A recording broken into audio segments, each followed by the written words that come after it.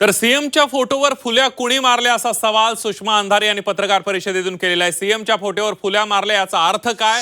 खराच्या हातून कोणी आघोरी विद्या केल्या असं म्हणत सुषमा अंधारे यांनी या पत्रकार परिषदेमध्ये अनेक सवाल उपस्थित केलेत। याची चौकशी होणार का असाही सवाल त्यांनी केलेला आहे।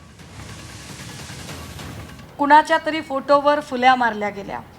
आम्ही खूप माहिती घेतो तेव्हा काही लोक दबक्या आवाजात म्हणतायत की अशा फुल्या या राज्याचे विद्यमान मुख्यमंत्री श्रीयुत देवेंद्र फडणवीसजी यांच्या फोटोवर फुल्या मारल्या।